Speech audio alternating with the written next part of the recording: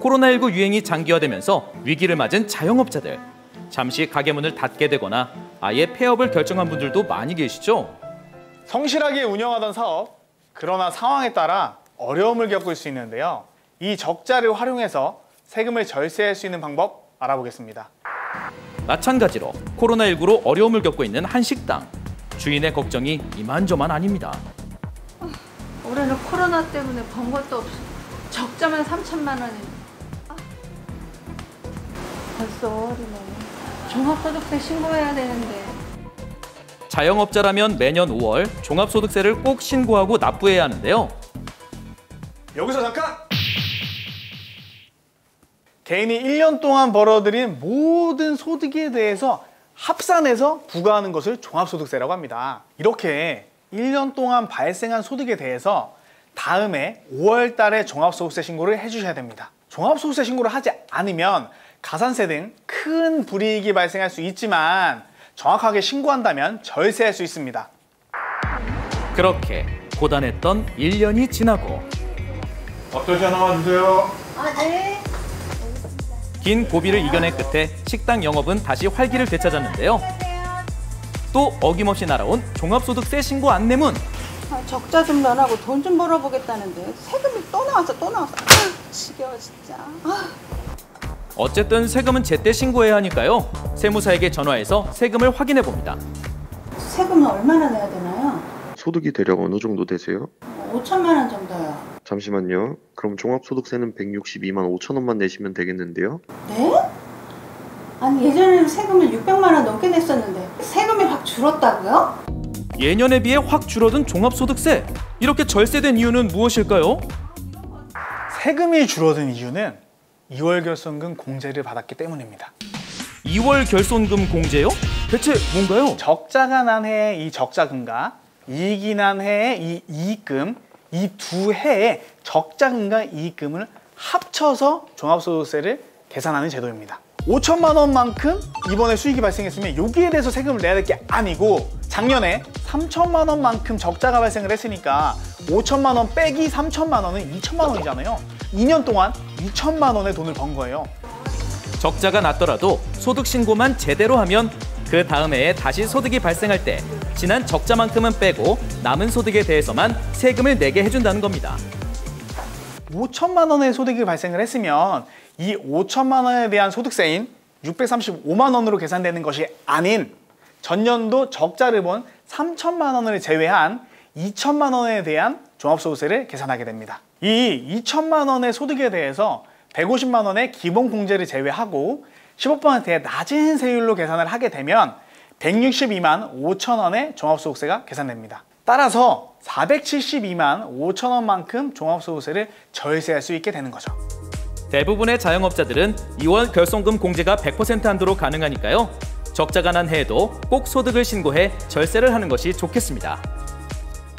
2월 결손금뿐만 아니라 결손금 소급공제라고 하는 제도가 있는데요. 2월 결손금은 적자가 발생했을 때 나중에 내야 될 세금을 좀 공제를 해주는 개념이다라고 보시면 이 결손금 소급공제는 과거에 냈던 세금을 적자가 발생했을 때 돌려주는 개념이라고 보시면 됩니다. 전에 냈던 세금을 다시 환급해 준다고요? 예를 들어 작년에는 5천만 원의 흑자가 발생해서 세금을 635만 원을 냈습니다. 올해는 3천만 원의 적자가 발생을 했어요. 그러면 2년 동안 합치면 총 2천만 원의 흑자가 발생을 한 거잖아요. 그래서 이 2천만 원을 기준으로 소득세를 계산을 하게 되면 162만 5천 원으로 계산됩니다. 그런데 이미 5천만 원 기준으로 계산된 세금을 작년에 635만 원을 납부를 했단 말이에요. 그러면 635만 원과 162만 5천 원의 차액인 472만 5천 원만큼을 돌려주게 됩니다. 만약 적자가 발생했다면 2월 결손금 공제나 결손금 소급 공제 둘 중 하나만 받을 수 있다는데요. 결손금 소급 공제가 유리할지 2월 결손금이 유리할지 잘 판단하셔서 본인한테 유리한 방법으로 활용하시기를 바랍니다. 그리고 창업에 대해 관심이 높아지고 있는데요. 창업에는 과연 어떤 절세 팁이 있을지 알아보겠습니다.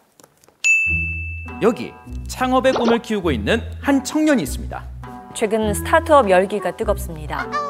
굿 아이디어. 나도 잡스처럼 돼보겠어. 뉴스를 간단하게 확인할 수 있는 앱을 만드는 거야. So smart.